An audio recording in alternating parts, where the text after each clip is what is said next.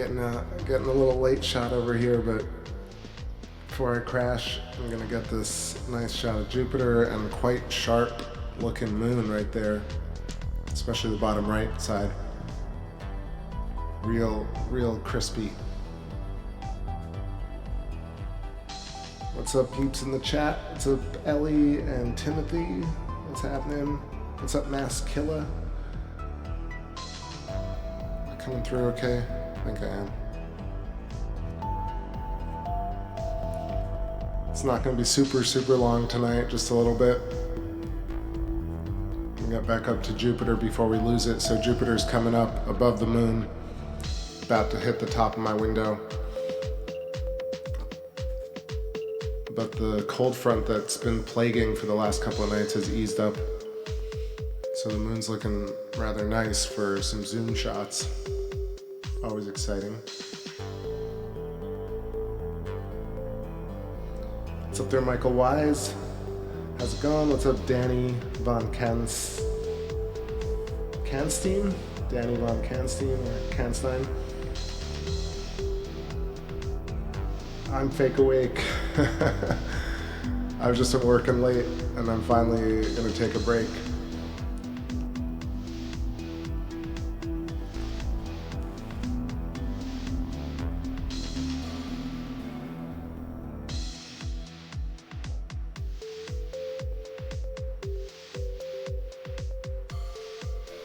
Yeah, so zooming in over here, just 1x.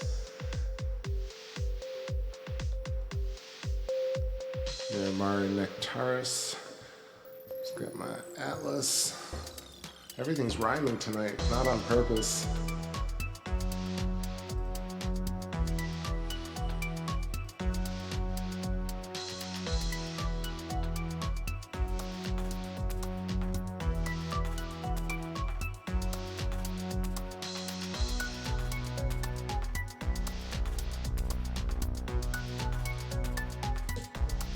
Like Einstein.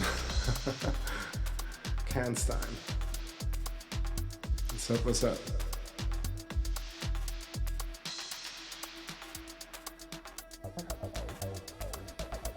Yeah, so Mari Nectaris, right under the Terminator line. Theophilus to the left and Fracastorius to the bottom, that kind of semicircle, horseshoe shaped. And then to the north of that, running into the Sea of Tranquility, there's this little bridge kind of Mari that merges Nectaris and Tranquility, and that's called Sinus Asperitatis. I think I mentioned it once before, but I tend to gloss over it. And Theophilus is looking pretty good. Yeah, this is going to be a nice shot tonight. This is like the widest shot actually, so I'm going to switch up the lens shortly. Yo, what's up, Miguel?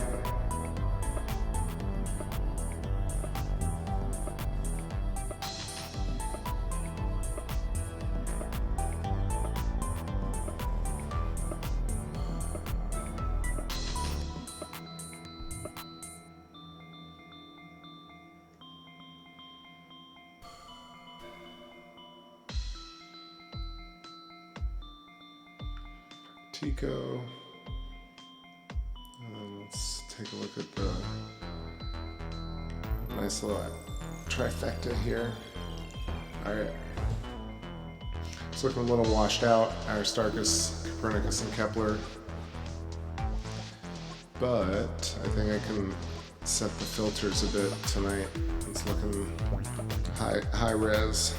So.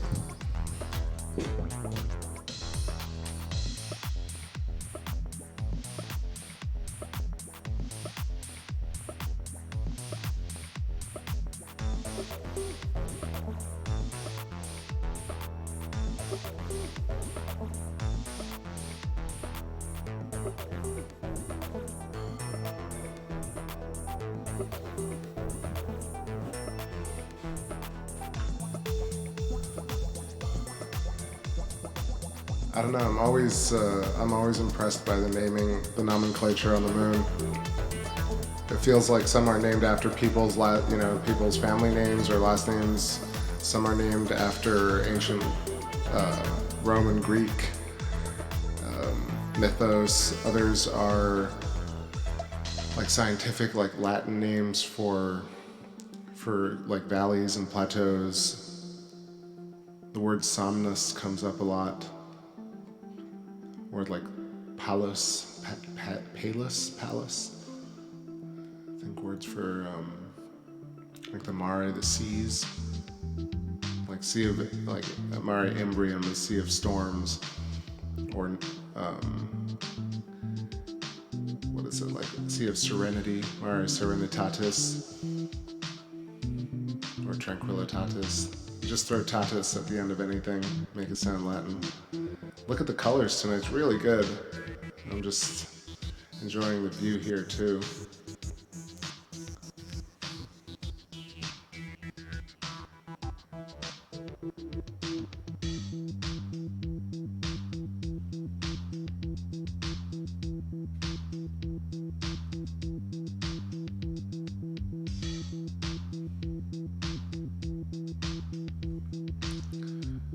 I think I've seen that camera.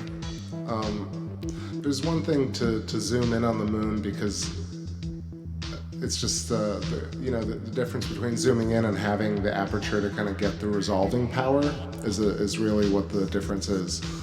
So you can really get a lot of lenses or a lot of telephoto lenses or zoom cameras to zoom in pretty hardcore on the moon, but actually getting more like resolving power really requires like a larger telescope at the end of the day. So kind of those consumer zoom cameras are pretty impressive, but there's something to be said for real glass, like what you're looking at right now. Just essentially having a mirror that can capture that much light and give you that kind of resolution per square inch or per micro inch.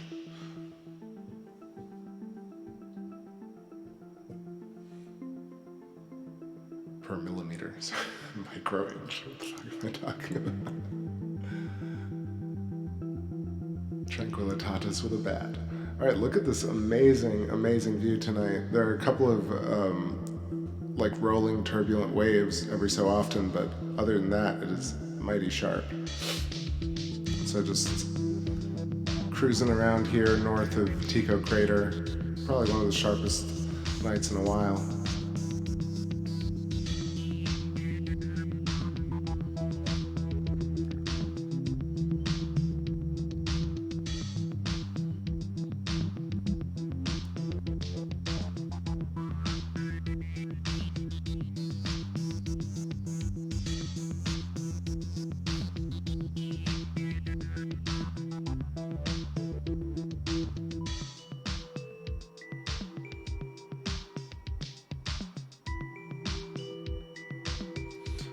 Maskilla, maybe I'm thinking of the wrong thing, but it could be that, are you maybe referencing like the Sony, actually like a lot of these ASI cameras that are meant for deep sky imaging are using Sony sensors.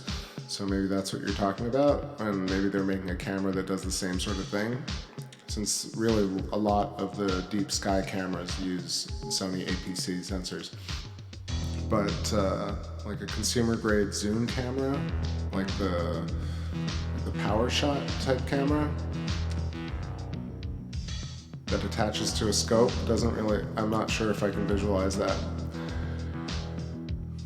Looking at the Apennine mountain range, Eratosthenes at the very tip of that, and then the quite large Copernicus, the Grand Rays.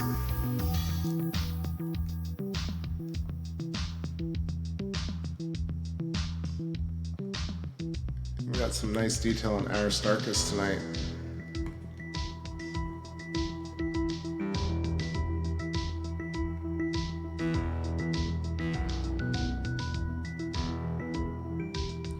Going around a little quick, but I just want to get a good like reference point, and then I want to go back to Jupiter before we lose the entire view.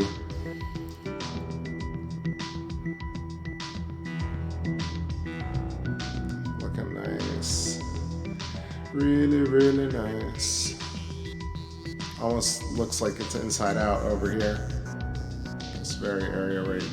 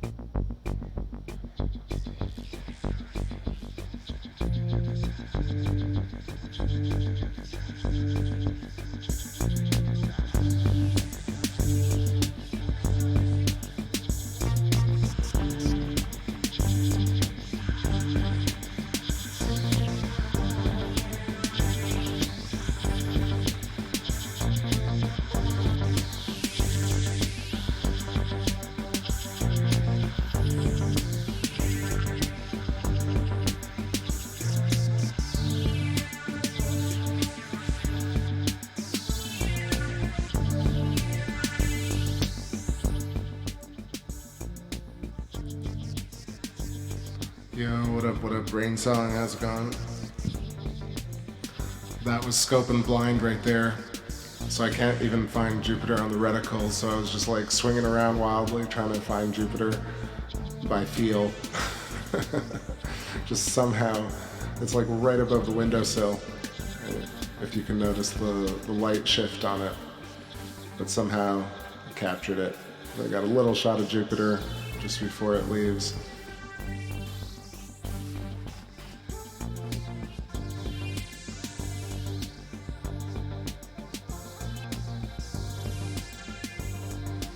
What's up, Fantasy Ecstasy? How you doing? Alright, so Masco is telling me, no, they're designing a new sensor with new aperture specifically designed for use with telescopes that is going to be a game changer. They said because of the huge sale of 30 times zoom cameras people are buying to look at the moon, they decided to design a new sensor with 200 times zoom to look at the planets and stars. Hey man, that's amazing. Yeah, good stuff. And I was talking about it yesterday, like the huge rise in telescope sales must have triggered like a market shift. So yeah, I was looking at the A6400, but I think I'm gonna hold out till the next model of this A65 comes out.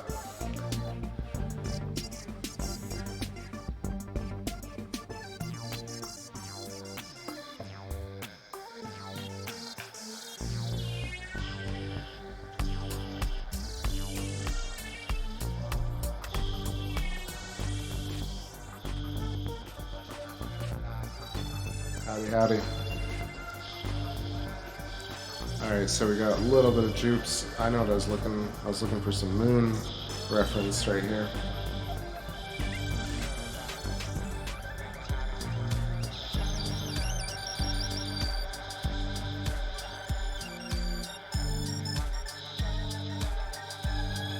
Actually, we might get a little shot of Saturn.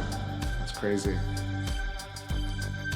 Sandwich between Jupiter and Saturn is the moon tonight. And the moon, actually let me talk about Jupiter first before we lose it. So Jupiter, top right is Ganymede, very, very top right Ganymede, then Europa, then Io, and then to the bottom left is Callisto tonight. Let's see if I can make sure that's centered. There we go.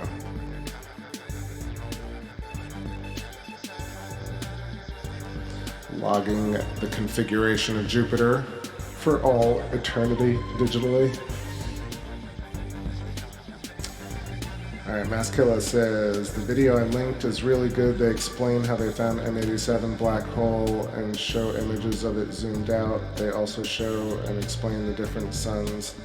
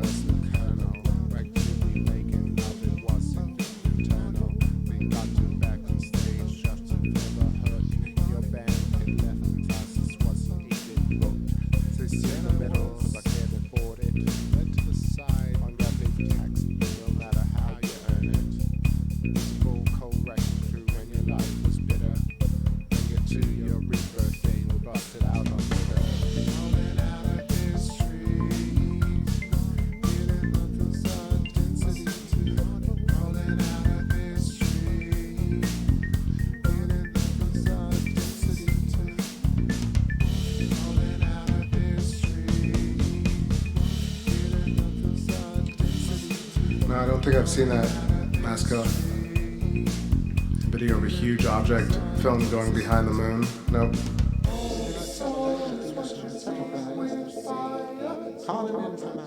I don't know, is it like one of those alien videos? Or is it like an official public science video? Public science. I don't even know what to call it anymore.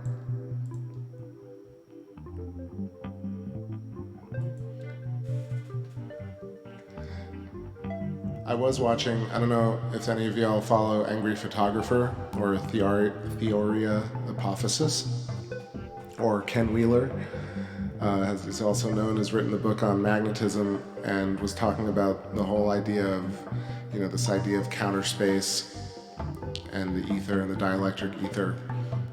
And he explains this whole M87 black hole thing in a really fascinating way as well. And he did a video a week ago or so. Electric Universe 2, Thunderbolts Project, talks about the M87 black hole picture, discusses it as a plasmoid.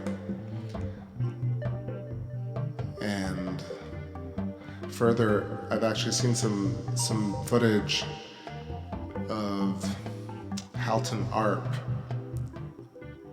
talking about M87 back in the 80s, you know, talking about how there are X-ray photos from Mount Wilson showing that there's an entire plasma sheath around this whole M87 thing. It's this whole photo on M87 is not really new, but that's just my opinion. Yeah, man, I don't really follow those videos.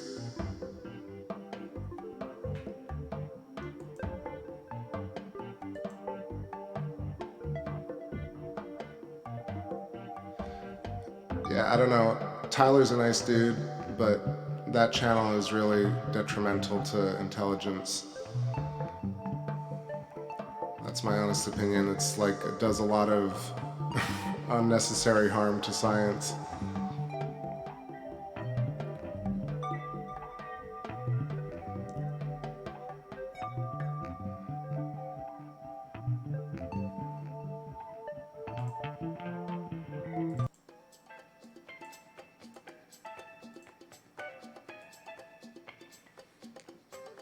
It boggles my mind as to how Secure Team is just like this massive, massive channel, and how that permeates YouTube and not actual science. I mean, like, I so rarely talk about other channels, but really when people bring up things like that, it's just, I don't mean to be rude, but it's just so crazy.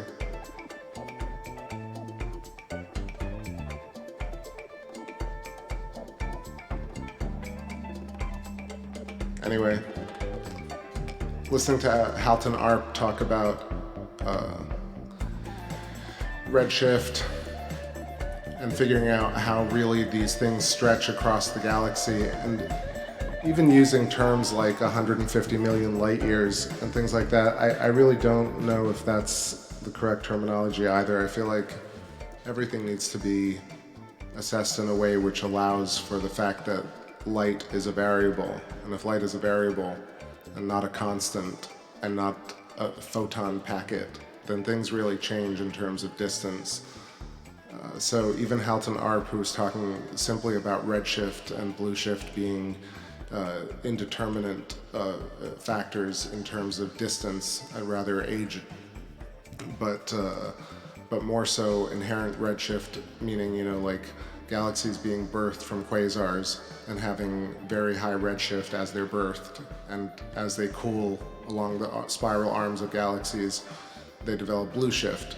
And so this is why this whole idea of, you know, 26 trillion miles into space, 26 trillion light years, these numbers are really dependent on the speed of light, dependent on the expansion of the universe, dependent on things like redshift, dependent on standard candles. So, I don't know.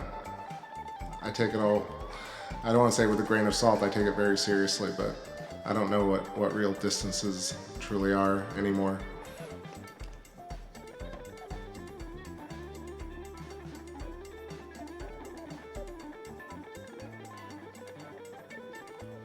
Yeah, so light is not really escaping from any black hole center.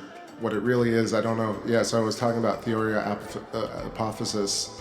Ken Wheeler encouraged everybody to really look into those ferrocells, and I got a ferrocell way back, and you kind of see this thing. It's a toroid of magnetism in the dielectric medium, and then you have the hypertrochoid in the middle, which is the hourglass shape, and the torus fits around it. And this is in the center of this torus, in the center of this hourglass that fits inside it, there's essentially counter space, and that's what they're calling a black hole. It is the simplest understanding that I put together, and I could be entirely wrong, but that's what it seems like. Like, that's why there's no light. That's why there's no semblance of speed or anything. But you do have black holes contradicting themselves right now, because you have matter being ejected from black holes at great speeds. So how can you have something that where no light can escape a black hole?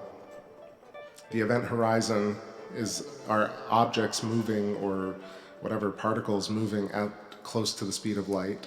Then you have infinite density at the center of these black holes. These are parameters that can't be defined or disproven or proven.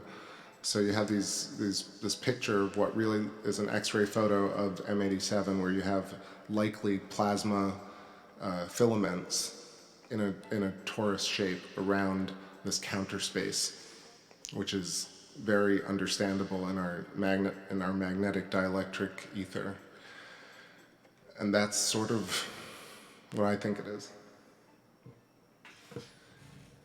Yo, what's up there, Vicky?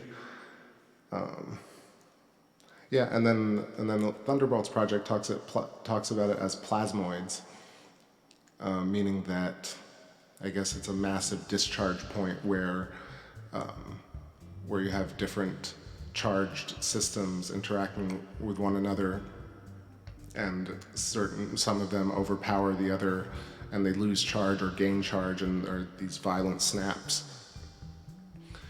But it's all really based in this dielectric ether, based on magnetism. And then things like gravitational lensing come into play, and you start understanding how light bends visually versus this idea that light actually are particles.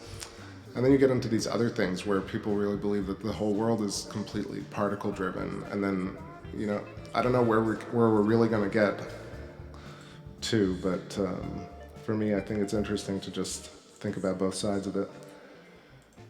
Anyway, I am rambling because it's late, but we got a tiny bit of Jupiter left, and then I'm going to get to the moon. It's looking really nice and sharp. Vicky, what's up? Nancy W, how you doing? Justin T, what's happening?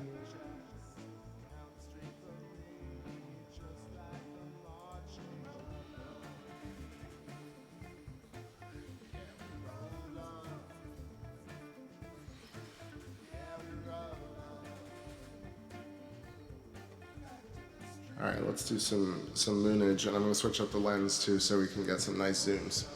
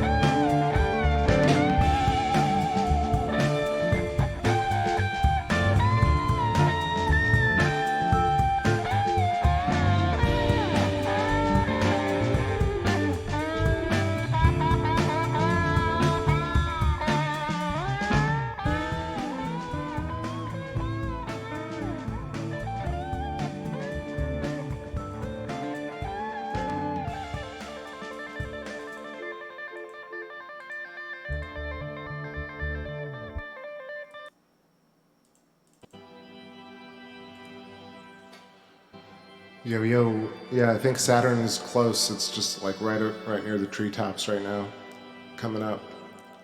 So Jupiter's done for now, and back at the moon.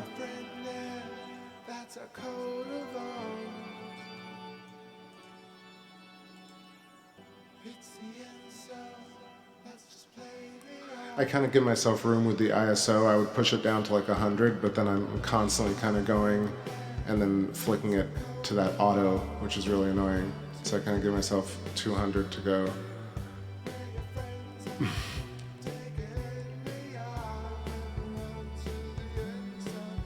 See, 100 is good. 125, you know, like 200 kind of gives you a little bit near the Terminator. The Terminator line, you get a little bit more clarity. Alright, so let's do some zoomy zoom shots while we got it. Pareidolia hunt.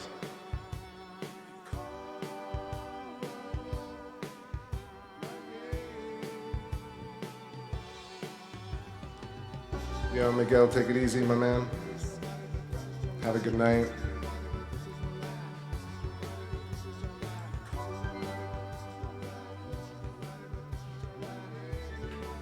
I just want to get the atlas up and make sure I'm trying to at least follow along a little bit.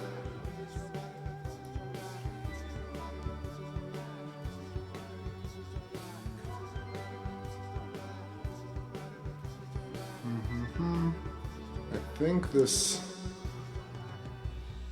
alright, this extended, okay.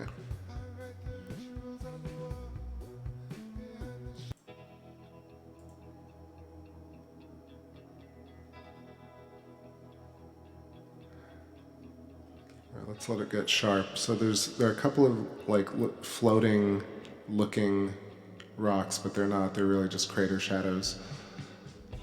Let's let them get resolved, and I believe that the one to the north is Mutus, M-U-T-U-S, and the one beneath that is Manzinus crater. To the right of that, right under the shadow, is this thing called Boguslawski. Boguslawski? Yeah, Boguslawski. You on instrumentals. Where are my instrumentals at?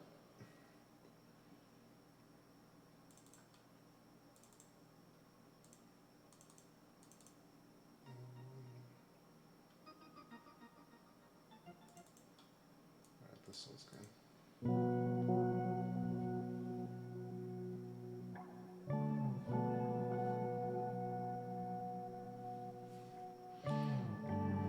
Come back. I lost it for a second. Looking at the chat, looking at the atlas. All right, here we go. All right, so Mutus, Boguslawski, and then let's go north. We got Mutus, V, Z, C, and B, just right along the Terminator. And then half in shade and half not is Nearch, Nearch.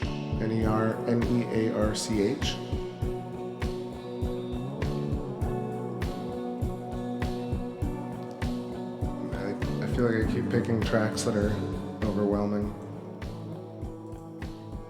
Let me try one more time.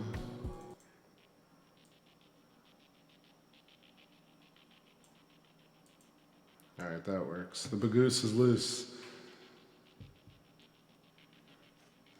All right, let's keep moving here and let's find this little floaty head alien duck guy. Like a little dodo bird or pelican. Or like a dodo. That's Rosenberger, Nearch, Higaceous, and Vlack. Like cluster craters.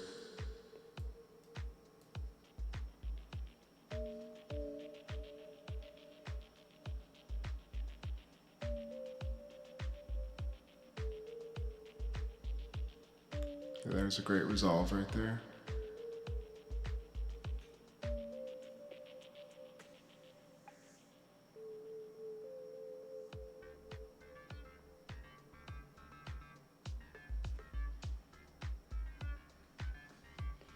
think I could probably bust up that ISO just even more.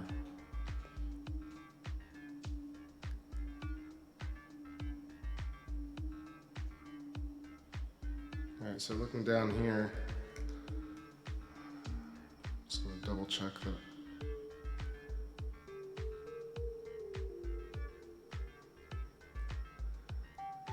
Alright, so Mutus, I think I screwed up. So there are 4 craters, right? And no, I was right, it was Mutus. So the top 2 now on the screen, that I was wrong about. That is Pitiscus and Hummel. Those are the 2 dark, like, very prominent craters on the top of the screen. And then Mutus and, what was the other one?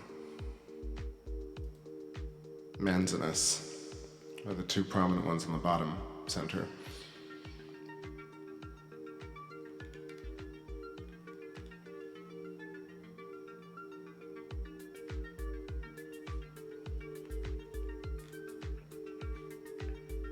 So just for size reference, Pitiscus and Hummel are supposed to be 126 kilometers. Well, actually, Hummel's kind of like, yeah, Hummel's quite large. That's the one with a couple of craters on its rim. So let me zoom back in now that I know what it is.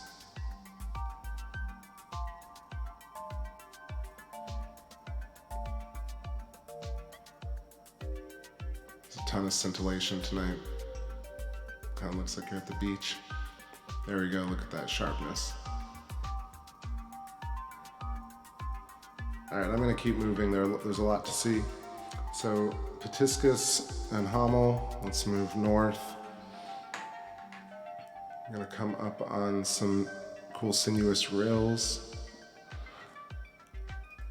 This is near Lockyer crater, and Janssen, Fabricius, and Brenner.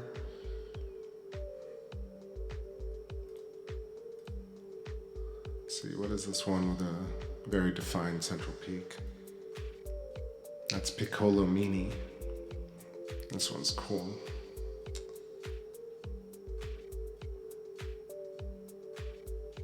I'm just gonna double check that. So, this is south of Mare Nectaris. Yeah. So Piccolomini, and then above that would be Fracastorius. Yep, that's correct. Very cool alignment of 3 craters or features.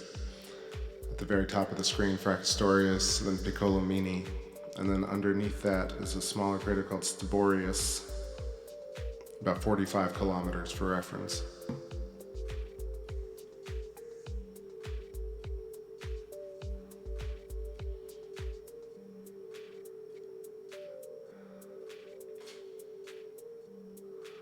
It's a very sharp snapshot. All right, let's look at Mare Nectaris for a little bit. Get up north here.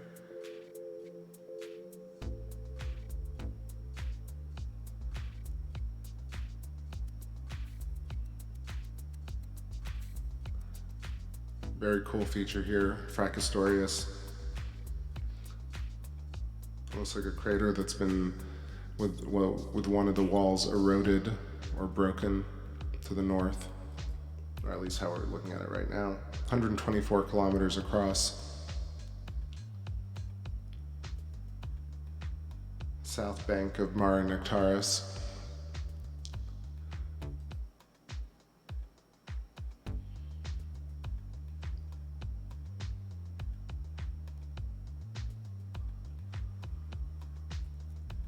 You can see a really prominent shelf to the left of that, with a small crater, flat floor, Beaumont crater.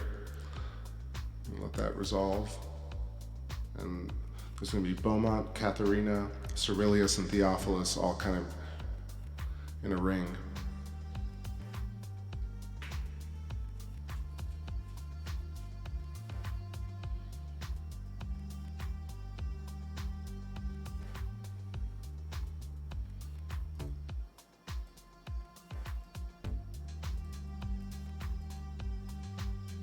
This kind of shelf feature is not really named, I feel. I'm trying to point at it, but it says Beaumont L. And Beaumont is the kind of blister pockmark crater at the very foot of that long rail or shelf. The rail, it's not really correct rail. I think it is a shelf.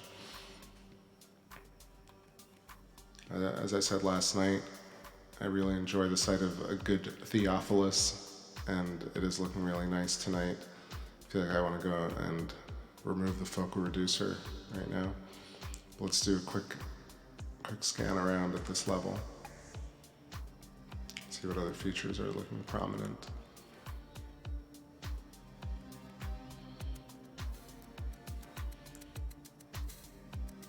All right, this region looks very cool. Where is this? So this is between Sea of Serenity and Sea of Tranquility. Probably Posidonius, correct.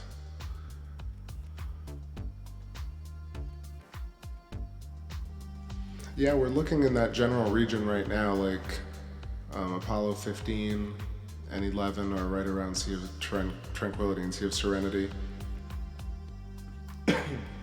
Excuse me. And then near Mare Imbrium, there's Hadley Rim, which we can go and check out. But this is a cool region right south of Posidonius crater. I really like Posidonius as well, along with Theophilus. It's got several different features inside it. It's this one right here on the center of the screen. I think probably worth going and switching up the lens right now since it is going to look clear.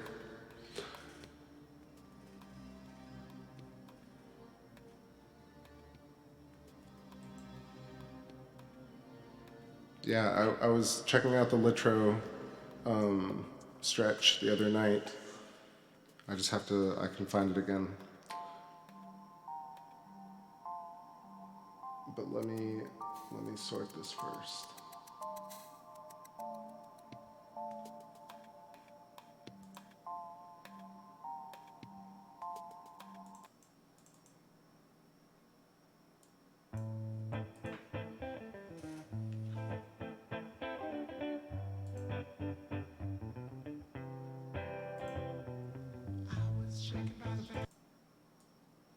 All right, this one goes out to you, Rain. Back in a couple.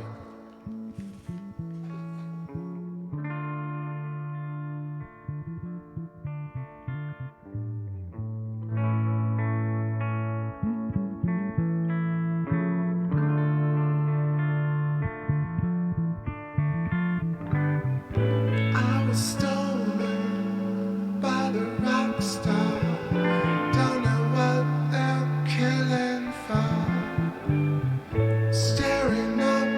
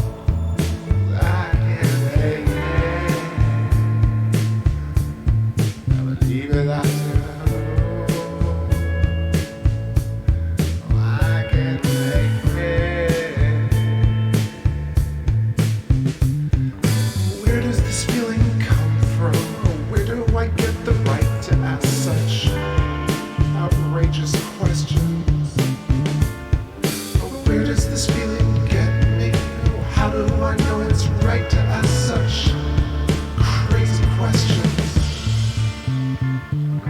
Where will this feeling get me?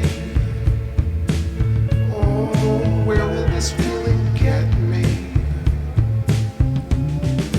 Now I know I have the right to ask those outrageous questions.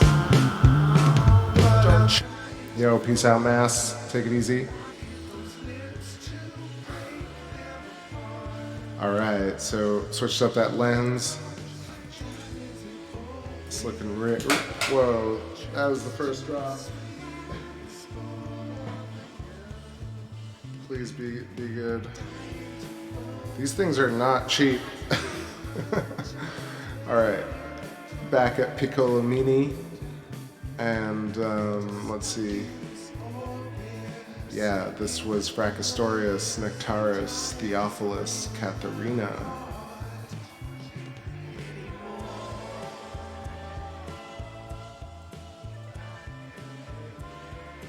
Let's check out Theophilus as it was meant to be checked out.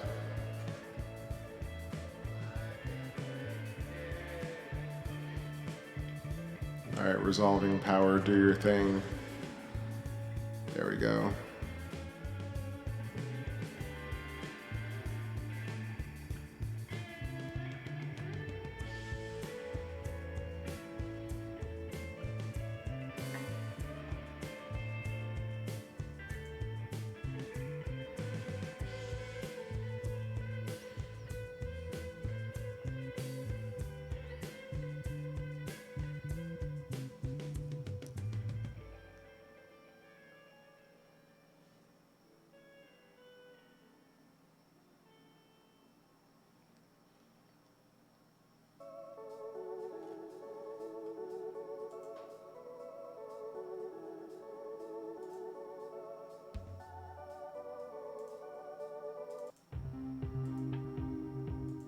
Hey man, I appreciate that everybody comes and hangs out and shares it with me too. It's like, it makes it all the more powerful.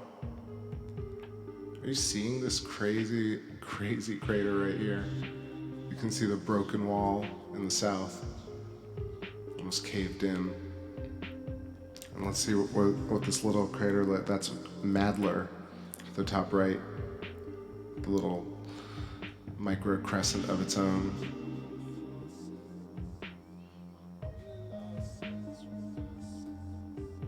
Theophilus is apparently 101 kilometers in diameter, 13,300 feet deep along the tallest wall.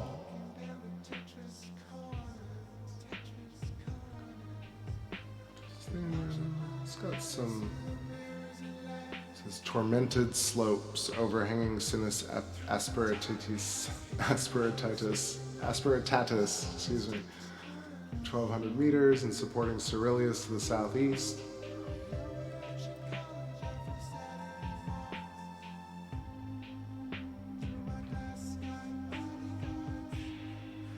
Yeah, I was thinking my dad, who passed a long time ago, would have loved this. When I was a kid, he had this really tiny, like 4-inch telescope. We used to talk about all the vast, incomprehensible distances into space.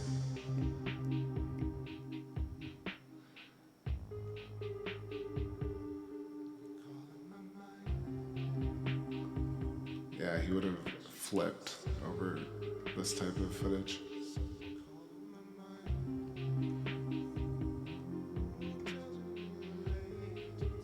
Alright, so where I really want to go is check out Posidonius.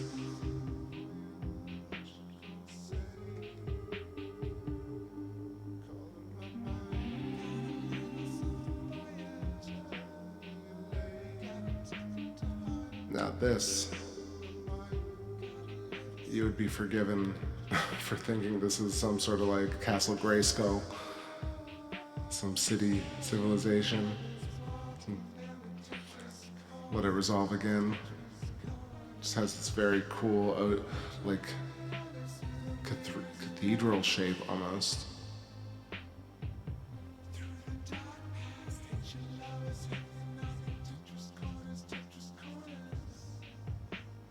almost like it's like armaments.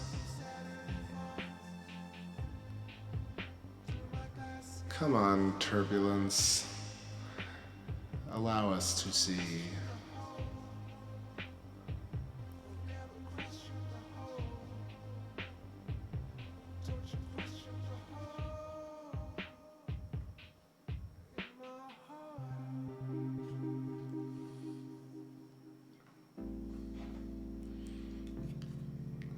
Maybe it doesn't want to resolve there. Let's go up to Posidonius, which is what I want to see.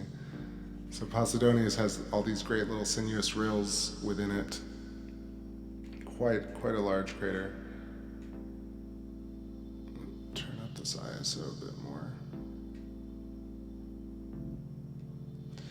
That's why it's also probably better to zoom into things when they're centered on the screen, because then you get less chromatic, less lens distortion.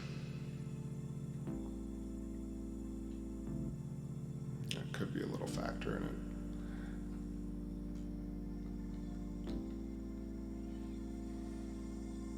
Just float, face the stormy weather. Yeah, all I know is you better look out for me. Yeah, so this crater is just on the rim of Sea of Serenity.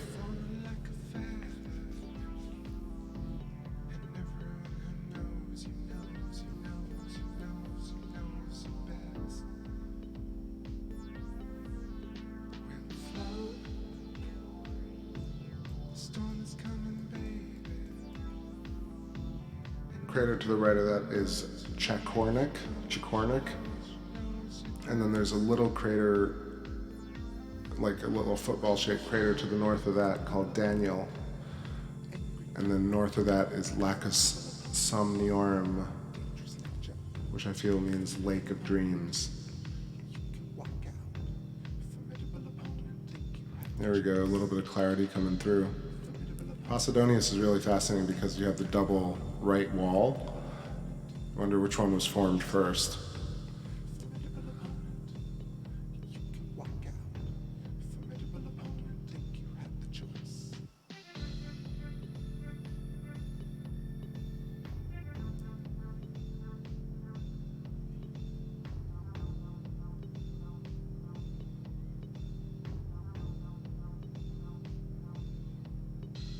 Yeah, it's a bit of a tough one. All right, let's keep moving a little bit. Rolling into 3 in the morning here. I definitely want to get a shot of Saturn before I call it. So let's take a look here. This is Mare Frigoris. It's quite washed out right now. I think I gotta adjust it a little bit.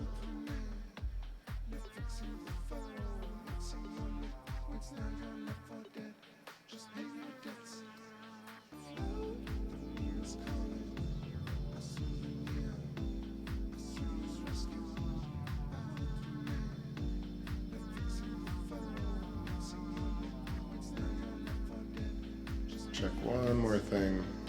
Go back to Mutis with this lens setup.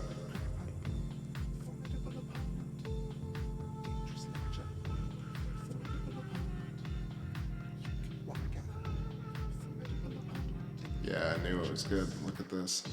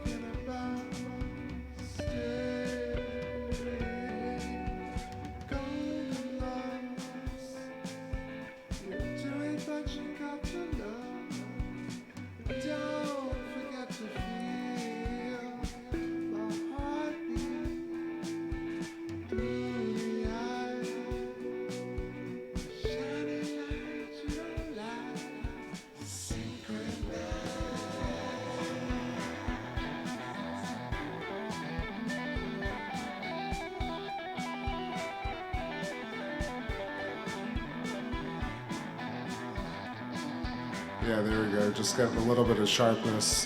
I'm trying to be patient with it.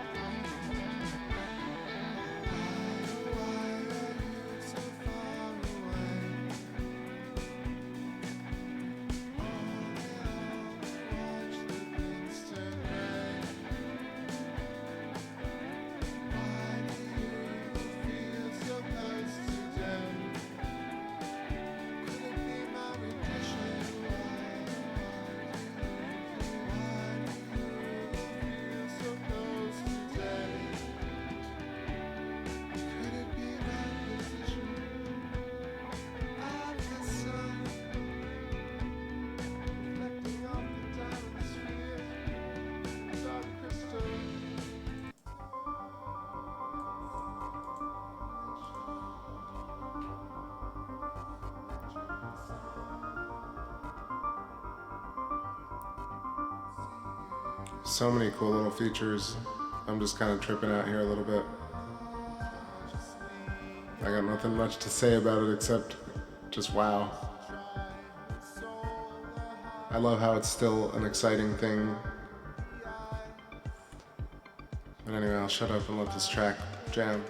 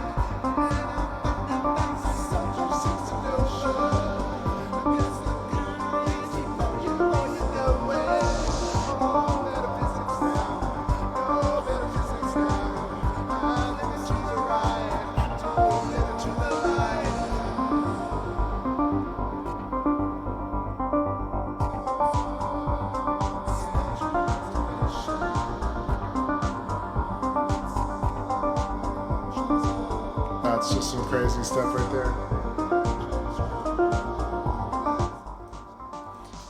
Let's see if you see the pareidolia that I'm seeing. So imagine the whole screen, and the very, very center is the bull's nose. It's like this crazy bullhead that fills the entirety of the center of the screen. And you can see the left eye, or the bull's right eye, in light, and the entire right side of the face is in shadow. And the horn is going off to the top left of the screen. It's like a weird...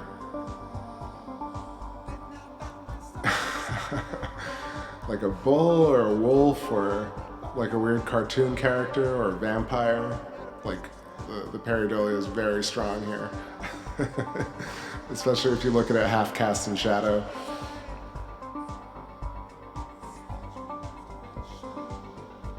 Like the two vampire teeth and like the shifted jaw to the left.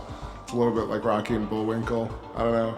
Meets, what is it? It's like is it that stupid creature from, man, what was that silly movie? I think it was like the Scooby-Doo remake. It was like a half werewolf, half, like rabbit. Rabbit werewolf.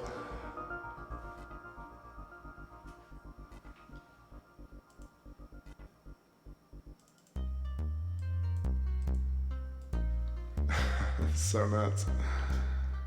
All right, let's keep moving, and then we'll hit some Saturn up.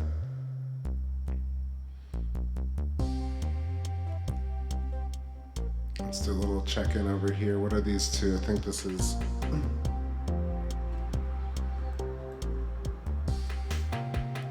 Aristoteles and Eudoxus. Let me double check. Yes.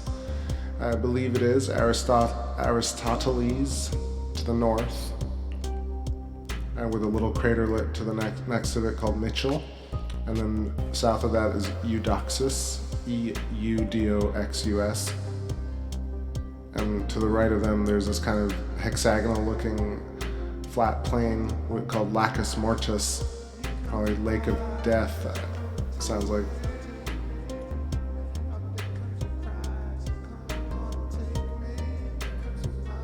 Lacus Mortis. All of these could start an amazing sci-fi novel. Every single one of these features through the arms of Bully Aldous. I think this is Anaxagoras. I could be wrong. Am I already there?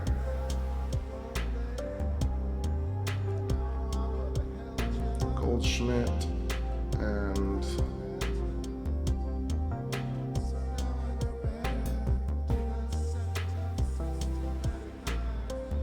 no, so there's like a cluster of craters.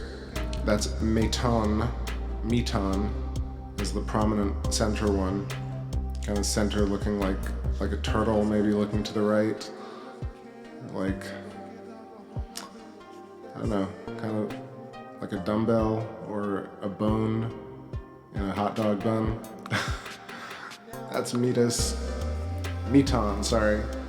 And Euctemon, and to the right of that is Neeson, left of that is Barrow, Scoresby, and a whole situation of craters overlapping.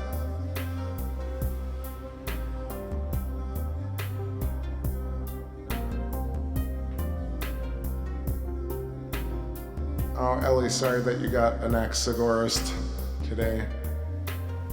That's probably not a good case to have. It's cold. You have to shimmer all day long. I don't know. I got nothing clever to add. I don't know what in reference, if it was something terrible. I'm really sorry. If you're making a joke, it's pretty funny. All right. So where am I at? I think Marifragoras, Anaxagoras, Plato crater, Montes Montes Alpus, and Valles Alpus is that kind of really cool cut through of the mountain range. I'm gonna let it resolve a little bit. This is a great angle to see it at.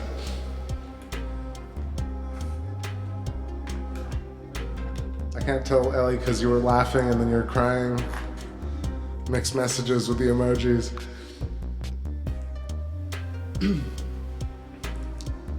Yeah, so what I'm looking at right here, this is a fantastic view. I'm gonna take a snapshot of this.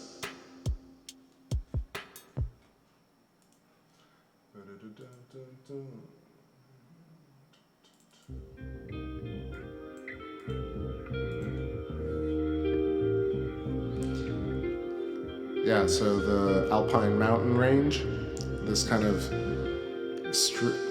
scattering of small white peaks, or small, they're quite large. But then you see this great carved road passage all the way through them. This is called Valles Alpus. And Valles Alpus is, let's see, 130 kilometers by 11 kilometers. Looks much larger than that. It looks like it could easily be 200-300, but that's what it is. Maybe it's just the angle that we're looking at it. But once it comes into sharpness, you can see better. The relief is key here, because it's not very tall.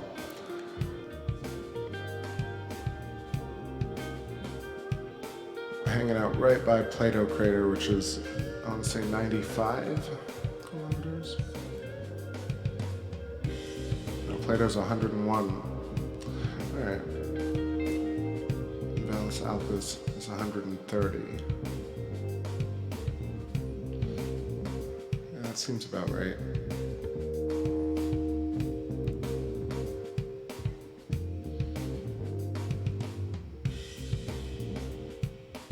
Anyway, very interesting how you have like a full mountain range, but then it almost looks like it's carved out when you stare at it for too long. Some of my other favorite features come up here.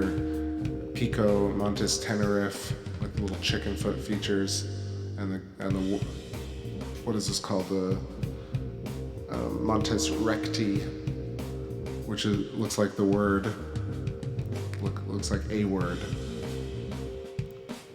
but it's a tiny bit washed out, or very, very washed out, rather.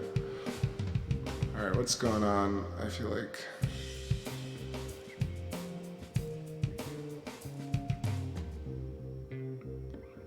this phase is really wonderful. We'll get some wide footage here. So much to do, so much to do. Look at that. What a beauty.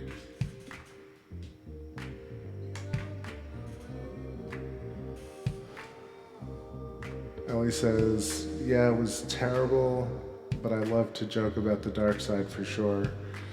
Yeah, same here.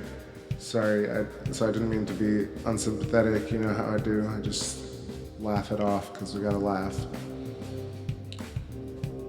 But sympathize and empathize with all my people who are going through it. Every day is challenging and rewarding, and sometimes just flat out impossible.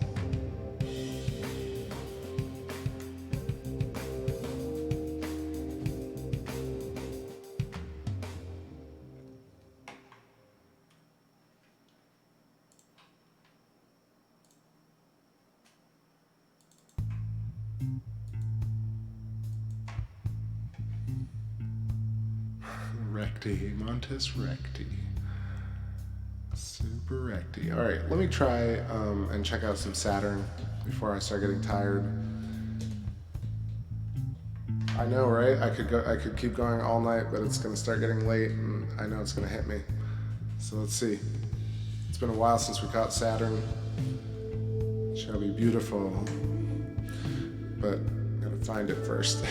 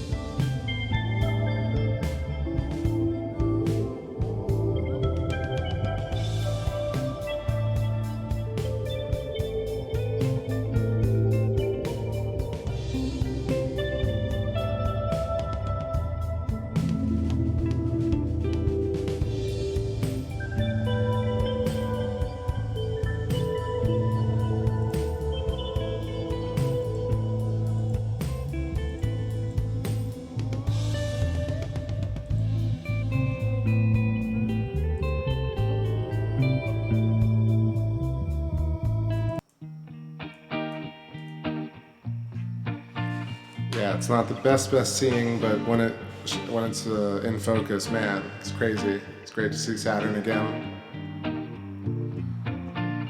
Got a bit of chromatic aberration on it. You can see the red and blues shifty. But still, crowning glory.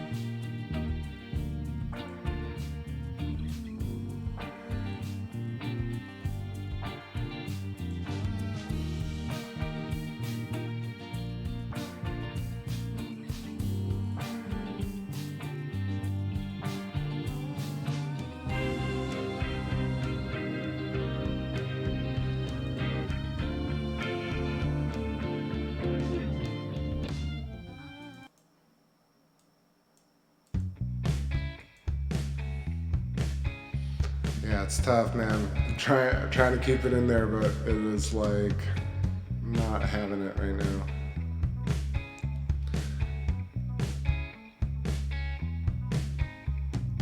Did it just in time, so getting pretty tired here. I appreciate everybody hanging out tonight. Got a little bit of nice clarity on the moon. Got a tiny bit of, ooh, did I just talking over myself. Yeah. So thanks for hanging out. Like I said, moon, bit of Jupiter, and lovely Saturn to close it out. Hope you have a great day tomorrow. I'll try and do one more show maybe tomorrow night around the same time, around 2. The weather is nice. This is really great to get to share this with everybody. I always appreciate it. And thank you all for the kind words.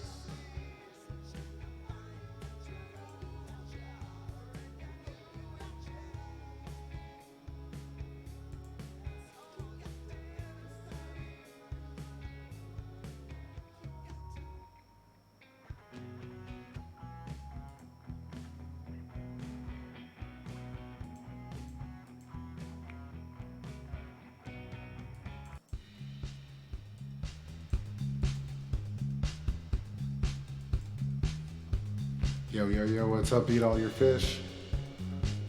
Showing up a little late, my man. I'm about done here.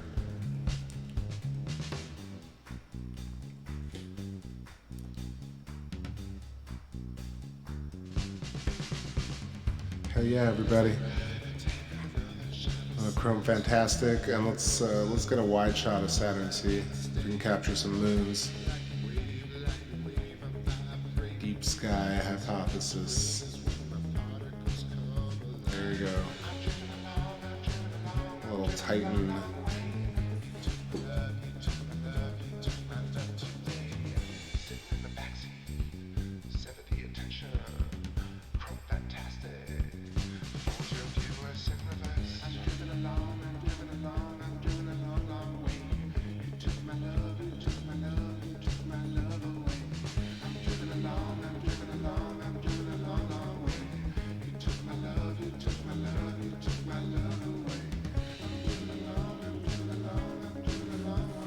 Oh yeah, no need to be sorry, my man.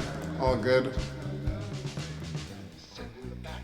Caught a little Jupiter and the moon tonight. It was really awesome. Crispy.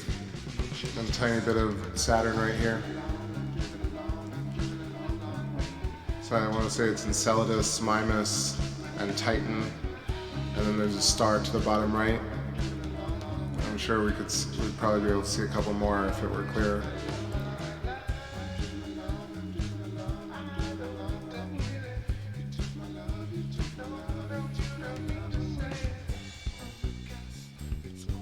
Yeah, there we go, a little bit of clarity.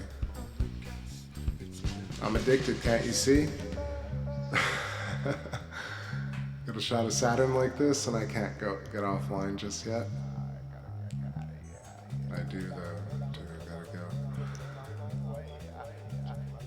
One quick close up of the moons.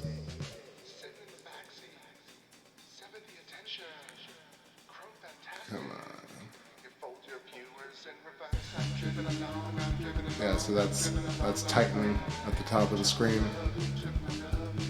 Enceladus, Mimas, Tethys, and what else? Rhea are the other moons hanging around. You can see 3 in a row next to Saturn, and then Titan up top.